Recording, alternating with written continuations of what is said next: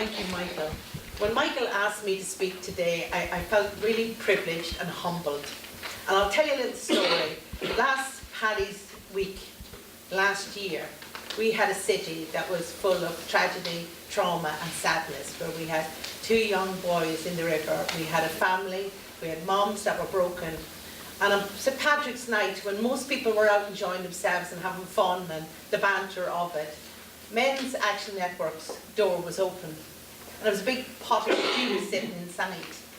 And all the youth workers in this city walked the streets, checking out for people who had lost hope, and actually guiding them back to the network where they could meet counsellors and support, and just be met with a cup of tea and somebody to say, come on in, there's hope here. And to me, it was the most powerful. It didn't go in the media. Nobody recorded it. There was one young boy who had come from Belfast down here to take his own life on St. Patrick's night. And as a result of the work of Men's Action Network, that young man is alive today and hopefully finding some hope in his journey. So I just want to acknowledge that today, because sometimes we don't think about the work that goes on because it doesn't hit the media, and it's often the tragedy and the trauma. But the hope that's in this city, I always feel so humbled. I don't come from this city, and I always say when I came to live here first, the first thing I had to do was I had to learn the language, because you speak completely different.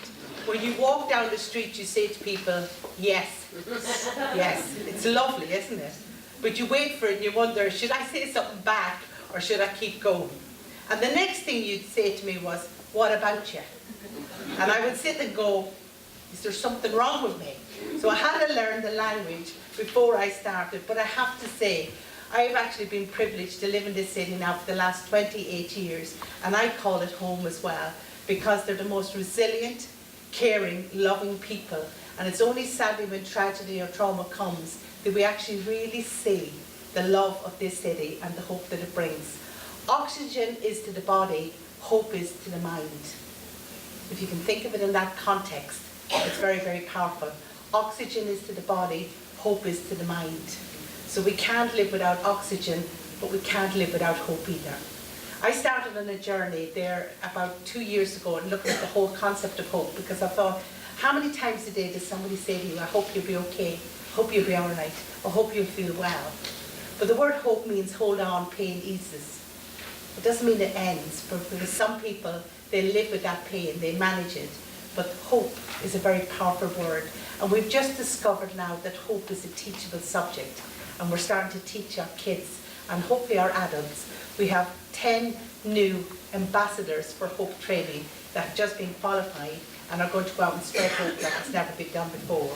So I'll deviate a little bit from what I'm here for today, but when I hear the word hope, I think it's so, so powerful. So let me start.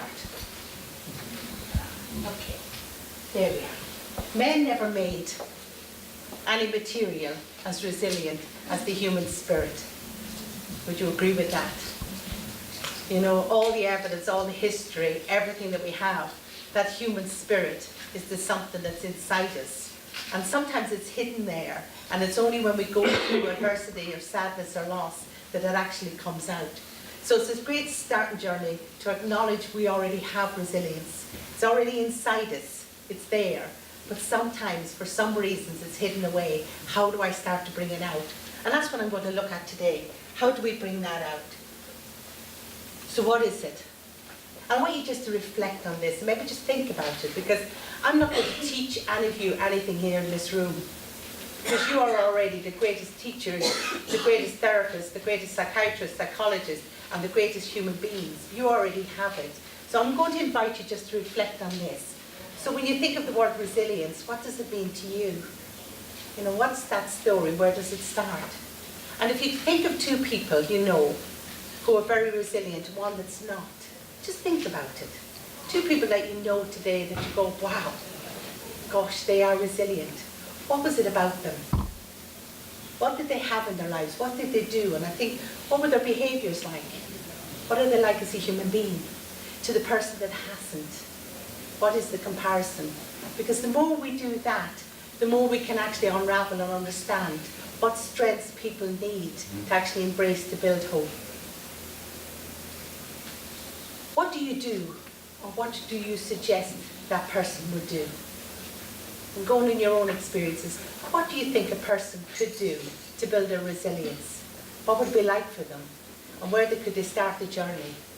And how do you feel about hope? When you hear the word hope, how do you feel about it? I think it's so empowered in the presentations today that it's actually kind of a really kind of sense of what a great Monday morning to wake up to hope. What a powerful thing that we can say to people. How do we hold on to it when things get tough? So that's what I'm going to explore today, just to go through it. But I want to also acknowledge that the road to resilience is a personal journey.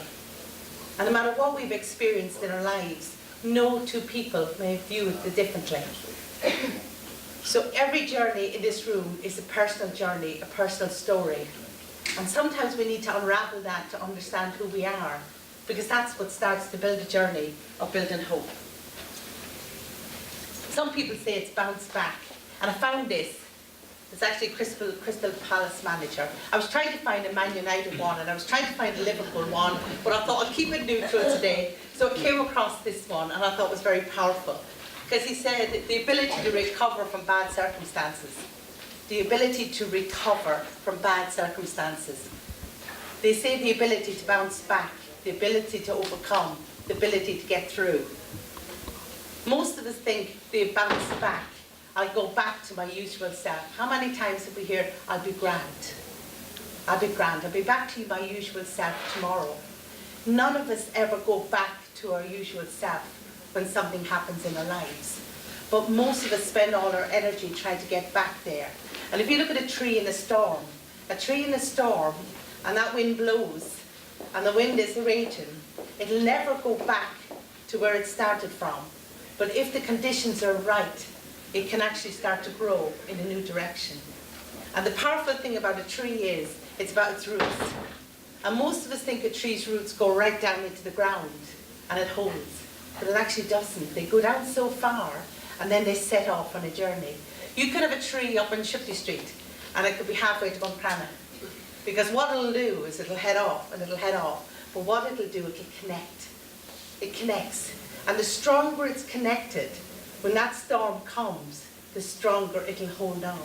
So if you were to ask yourself today, who are you connected to? Because there's a lovely saying, if you hang out with people with the flu, you're going to get the flu. So be careful who you're hanging out with. But if I'm connected, when that storm comes, I'll bounce, I'll feel it, but I will have that resilience. So ask myself, who am I holding on to?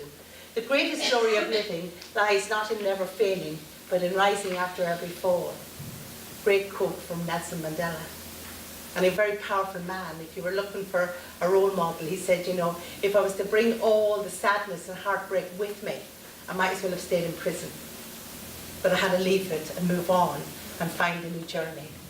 It is not the strongest of species that survive, nor the most intelligent, but the one most responsive to change. Change is a struggle. Sometimes when change comes along, it's when we struggle. The seasons struggle, but they keep on going. Spring will come into autumn. All of the seasons just naturally happen to each other. They may overlap from time to time, but they will get there. But as human beings, we struggle with change. And I'm going to give you an example of it now. I'm going to invite you to uncross your arms for me. Just uncross them. And when you're ready, just fold your arms for me. Just fold those arms. So natural, so easy, didn't even think about it. Now I invite you to uncross them and do it the opposite way. Uncross them and do it the opposite way. Oh God, what's it like? What's just happened? What's just happened to us? This is what we've become, kind of creatures of habit. Monday morning we get up, we go, we do. We look in the mirror, we have a conversation, look at the state of yourself today. We have all those conversations. I'm too fat, I'm too tall, I'm too big. We have all those conversations. And something comes along, we're so engrossed in this conversation that some slight change throws us back. But what we do know is that if I actually start to embrace change, it can happen and it becomes natural. So I'm inviting you over the next couple of weeks to try doing it both ways. And after a while it will become so natural. But we have to figure it out. Because most of us will have done it and thought, she's not looking at me, so she won't know I'm cheating.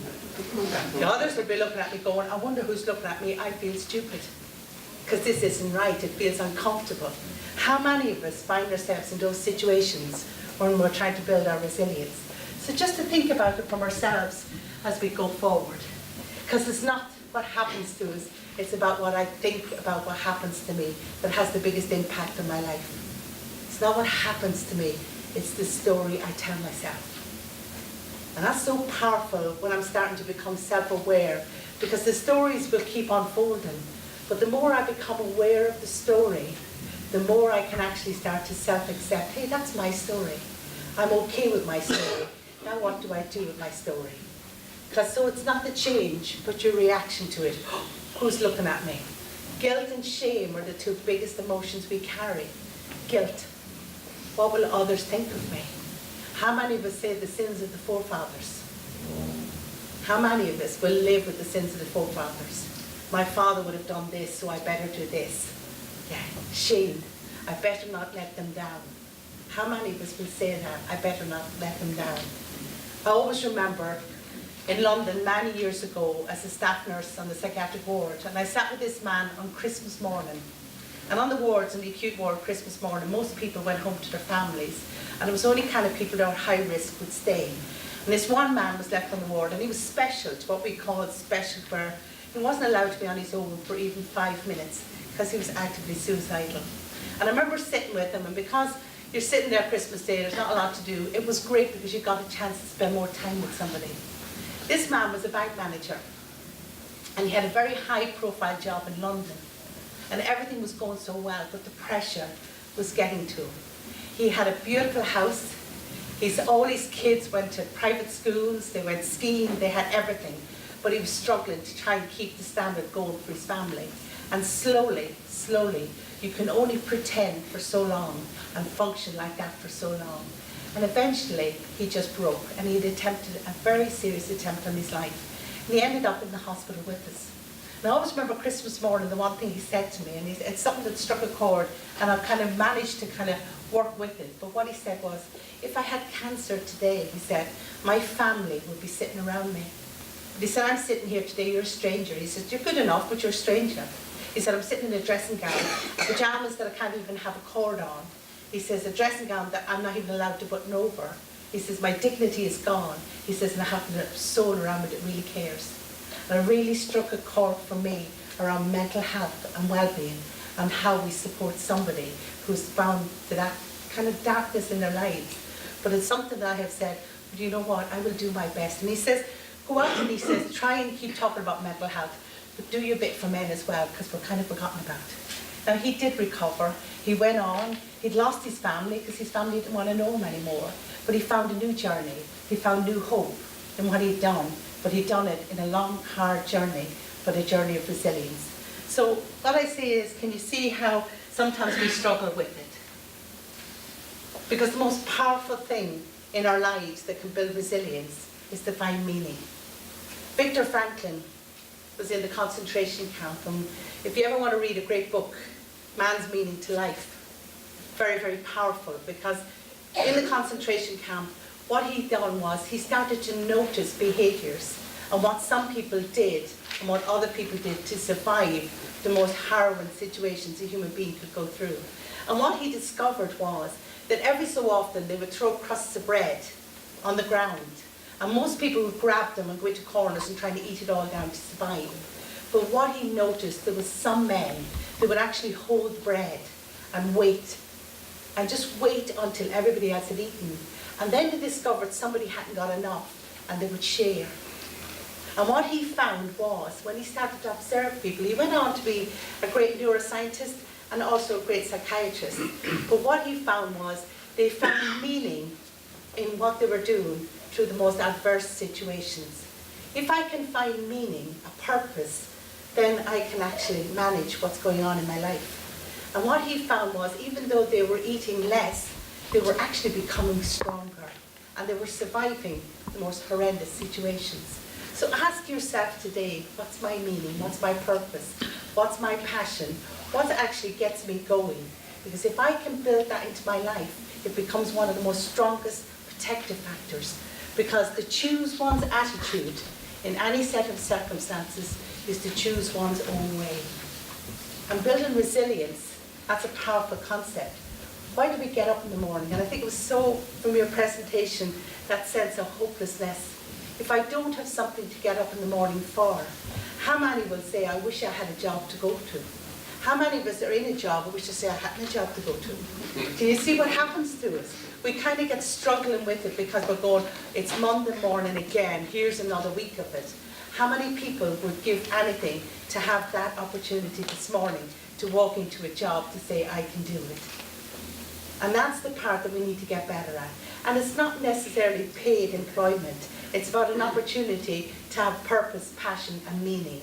And through volunteering, through whatever it is that gives people that, we need to get better at it, because that's what builds resilience in our communities and in every single person.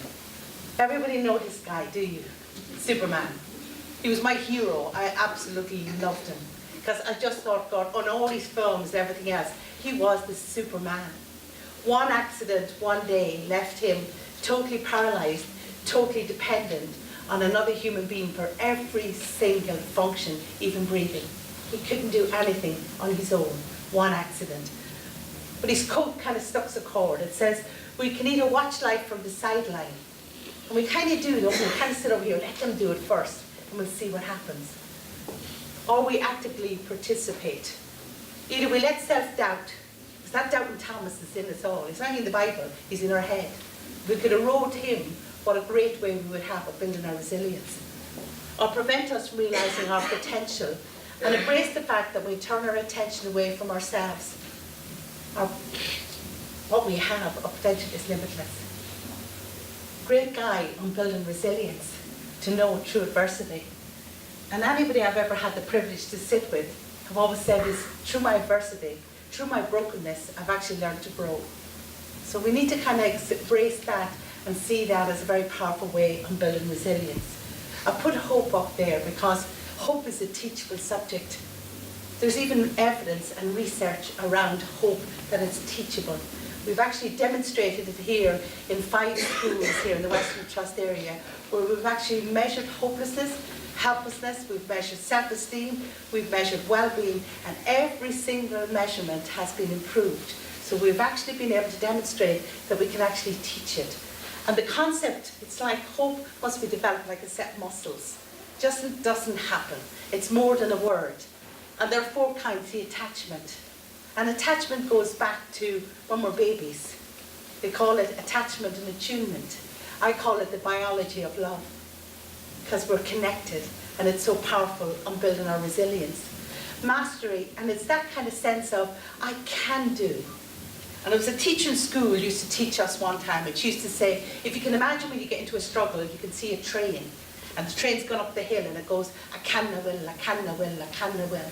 And when it gets to the top, it goes, shh. Sure, I knew I could do it, I knew I could do it, I knew I could do it, I knew I could do it. That's a very powerful kind of thing that I've kept with me. I can, I will. My self-belief is very powerful. Survival is very powerful, taught in hope. And the last one is spirituality. Now, spirituality is what we struggle with. The definition for mental health is the emotional and spiritual resilience. Religion is for people who don't want to go to hell, but spirituality is for people who've already been there. That's the difference, and it's very powerful. But each type of hope, just like each muscle, has to be developed and supported. Now, the concept of hope is, it's goal-directed thinking, that I set myself a goal. Now, a goal could be for somebody getting up in the morning and just washed and shaved. That can be a powerful goal for somebody who's in a dark place. For another person, it might be just picking up the phone to get some help. It might be walking into Men's Action Network some morning saying, I need somebody to listen to me. That can be a goal for somebody. But goal-directed thinking, what is it I want to do? And take that goal from a dream into a reality can build the concept of resilience. The second thing is pathway. How am I going to get there?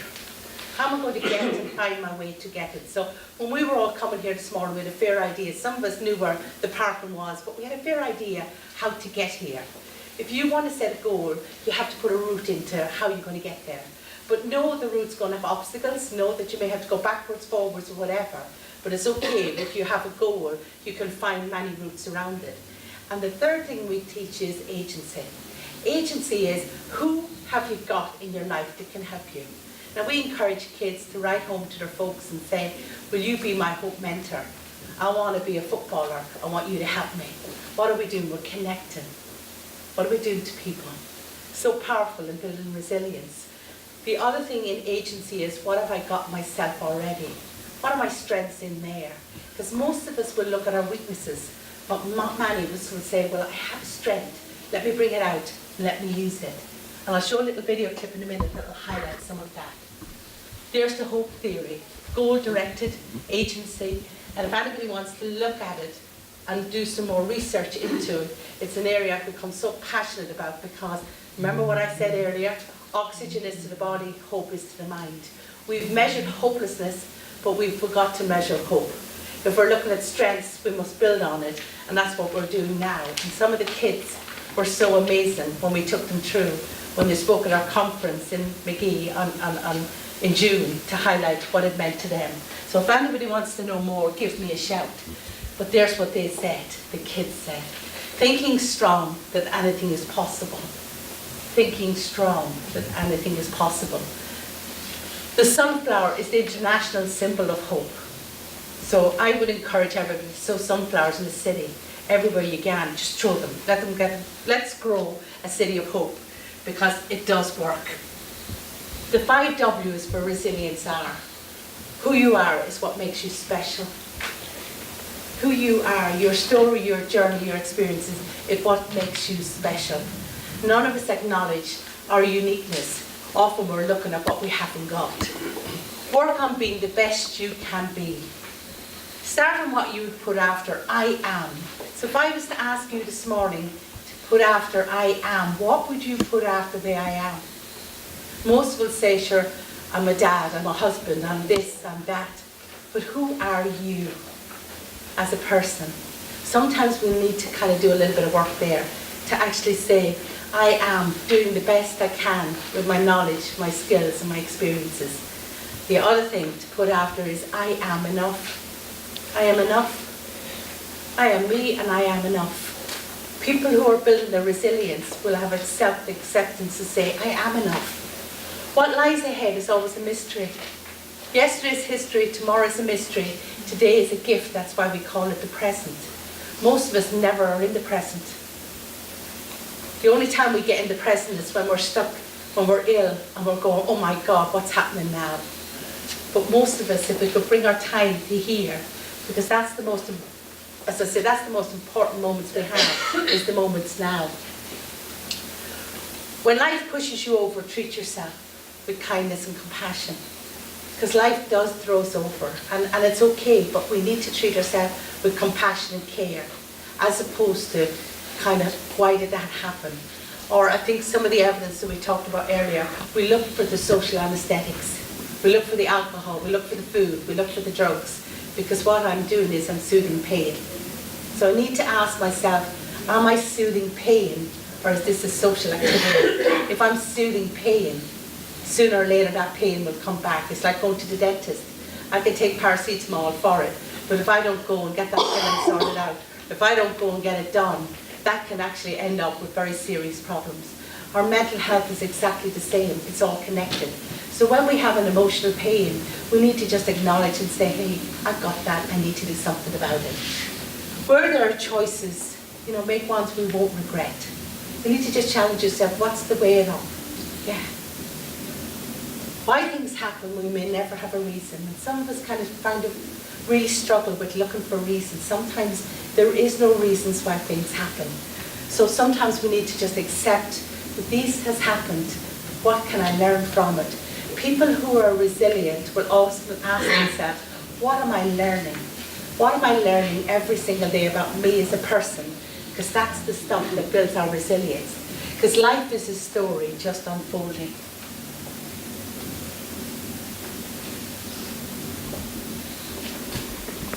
Would you agree with that?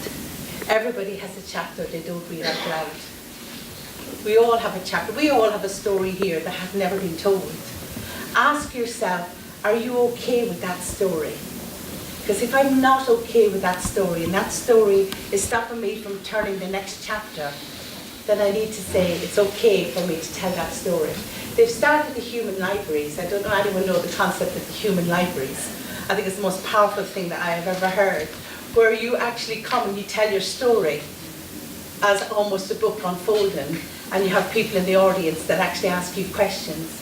But the power of a human story is the story that's told in a non-judgmental, compassionate way, where we can actually unfold a story, that it doesn't become the story that's just in our head. And again, a very powerful way that we could actually build it. The tips. Increase self-awareness. Start today is my own strengths. What's getting me through? What have I got? And don't ever be afraid to actually bring them out. Because our children will learn from us. They talk about building resilient children. There was a Cherokee Indian chief one time, and he was teaching his grandchild about life. And he said to him, inside each and every one of us, there's two wolves. A wolf that represents anger, hatred, and fear. And there's a wolf that represents peace, calm, and forgiveness. And the two wolves fight each other every single day. And he asked, which one's going to win? Which one is going to win, folks? Anyone share with me which one's going to win? Whatever you want. Whatever you want. Do you know what he turned to the uncle and said? It's the one that you feed. The one that you're feeding. Ask yourself, which wolf do I feed every single day? Because that's the wolf that's going to get stronger. And that's the wolf, because that's what comes out in our behaviours. If I have fear, anger, hate, resentment inside, how am I going to behave? I'm going to actually behave with an aggression, with anger. And often that goes inside, and the hate and the hurt can come. And can you see the problems that we can have? Build self-efficacy. I have my thoughts, but I'm not my thoughts. And that's so powerful. I have my thoughts. They're just thoughts. That's all they are. It's the power that you give them. Learn ways to relax. Now that could be meditation. My way of relaxing is my power hose, believe it or not. I love power hosing. I don't like sitting down, relaxing and doing all that stuff. But give me a power hose and I am in heaven. Because it's almost like my backyard, you can have your dinner on it. But it's a great way of finding something that actually gives you, because if I'm holding a heavy emotion, I need to find something physically heavy to actually soothe it. So ask, what can I do to soothe it? Alcohol and other substances soothe temporary, but all they do is suppress it, and we end up with a bigger wolf to deal with at the end of the day. Pretend you're on four wheels. Would you ever treat your car the way you treat your body? You know, your car goes for its MOT every single year, in and out, and you sit there and you're hoping it'll pass and everything's gone. How many of us give ourselves an MOT? Would you ever drive with the red light on? Would you ever put diesel into a petrol car? We wouldn't dream of it. But yet, what do we put into the very body that's needed? Ask ourselves today, how do we take care as if we were taking care of those four wheels? Develop your emotional intelligence. Emotional intelligence isn't about going away and doing a degree. Emotional intelligence is the awareness of our emotions. I feel sad, I feel angry. They are all emotions. Befriend them. Start to connect with them, and then use them in a very positive, powerful way. It's a great way of building, because it's okay to be angry. If some injustice is happening, it's okay. It's what I do with that anger that'll have the profound positive or negative impact on myself or others. It's okay to be imperfect. Retire from the Supreme Court. How many of us are on the Supreme Court every day? Judge and jury, yes? And nearly executioner. My goodness, how could you? You did this, you did that. How many of us spend most of our time judging every action that we do? Find your funny bone. You know what they say, humour. Laughter is a psychological jog, and we should be doing it more than 3 times a day. But not just, you know the giggle, it's the belly laugh. Do you know the laugh where you're sitting there and you just want to burst and you can't? It often happens to me when I go to church. You know when somebody says something, you're sitting there and you know you can't laugh, but you want to. That's what a real belly laugh is. Name, claim, and tame. Name what's going on in our lives. Then begin the journey of claiming it. What do I need to do? And then how can I tame it? Tiger to kitten. How can I turn a tiger into a kitten? Because a kitten is far easier to manage. Put the day to bed. Your bedroom should be for 2 things. Sleeping, I leave the other to your imagination. But that's all should be going on in our bedrooms. We shouldn't have technology. We shouldn't be on Facebook. We shouldn't be doing those things. Those are things for the other worlds. Our bedroom is a place where we actually find ourselves and can be the most therapeutic place where we can be safe and actually a chance to recharge. It's okay to say, I'm not okay. And I often talk to young people around phoning the helpline and they go, I don't know what to say. I says, why don't you just say, I'm not okay, and start that journey and start the conversation. It's okay to be not okay, and let's see what we can do. And BT's ad, it's good to talk, because that's one of the most powerful things, how we talk and what we're saying, but the most important thing is, are we listening? And hopefully the next little one, I'm going to before I put this on, this is a guy that actually kind of, when I came across him, I thought, wow, what an amazing guy. And I think he sums up what we're all kind of thinking around resilience. And I'll give this kind of a...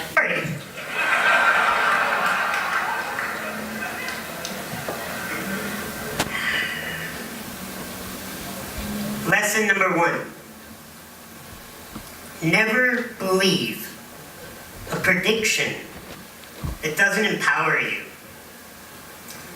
When I was born, the doctors told my parents that I would be dead within the first 24 hours of my life. 35 years later, all those doctors are dead.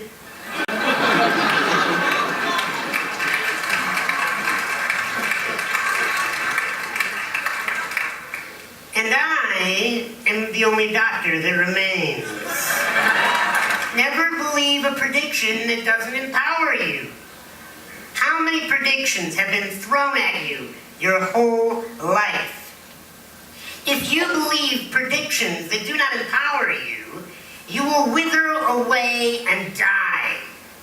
Either physically die or your spirit will die as you just walk around the world like a carcass that is just following the masses.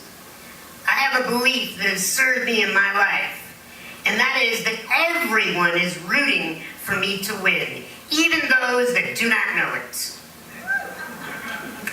And I am not here today to tell you that I have had adversity in my life, and so therefore I know what you're going through. I don't have a clue what any of you are going through in your lives. I did not grow up in your neighborhoods, more than likely. I did not have your set of parents, nor do I live in your body. I have not had the events that you had happen to you. I can tell you I'm only an expert on one thing, and that's how to be me. And I do it well. But it's not come easily. I've gone through things that I don't wish upon anyone in this room. I have to get up every day and be showered and cared for physically by another human being. Fortunately, she's a gorgeous woman that I married.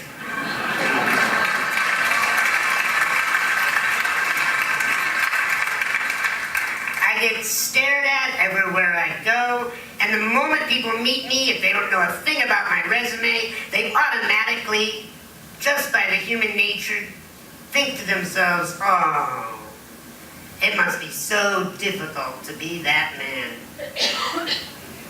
If somebody pities me, they're wasting their time.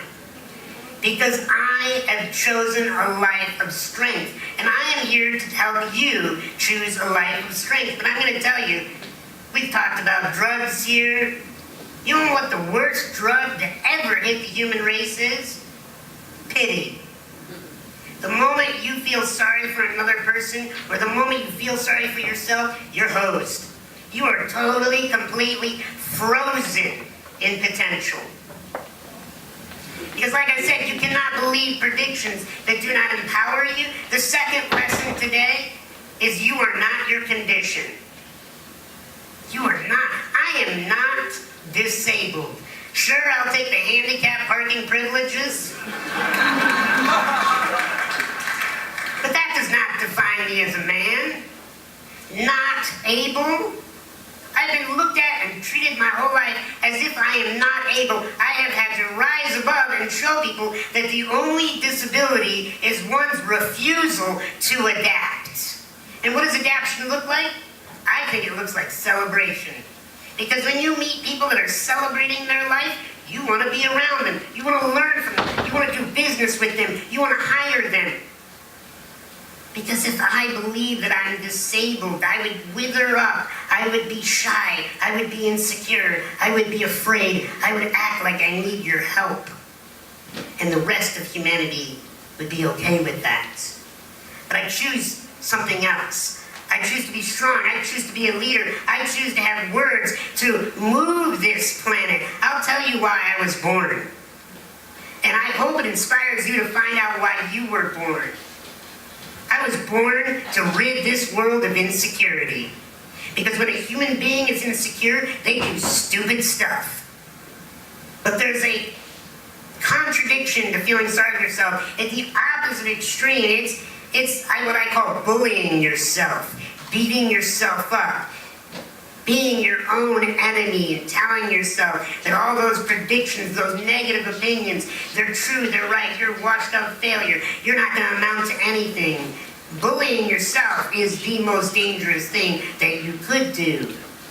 You cannot afford to pity yourself. You cannot afford to bully yourself. You have to love yourself. Because the last lesson that I'm going to share with you today, that is, I'm going to teach you what the real prison is. It's not surrounded by barbed wire or electrical fences. The real prisons do not have guards. The real prison's up here. And we all got it. We all have a mind that chatters. So often won't stop chattering. True freedom is dropping down out of that mind. And what my wife has taught me is drop into your heart. Into mastering this beating thing that is more than just sending blood to the extremities. What is it doing? It's sending emotional possibilities, infinite possibilities of choice in our behavior, in our life, in our attitude. When you love yourself, whether you're sleeping on a prison cot or in a mansion, whether you have food in your belly or you don't know when your next meal is coming, when you love yourself, when you learn to master your emotions, then and only then are you free.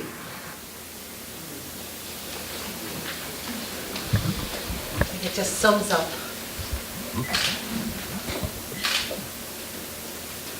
And that kind of sums up what I have to say today.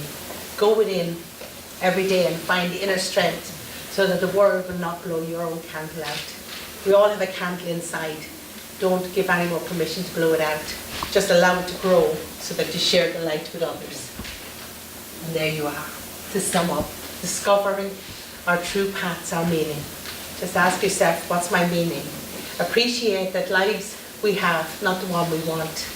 Appreciate what we have. Do a gratitude moment. What am I so grateful for now, this very minute? And recognize who you really are. The authentic and kind of that self-acceptance of self is how we begin our journey of building our own personal resilience. And I thank you for listening to me, and I hope I haven't gone over, but thank you so much, and thank you.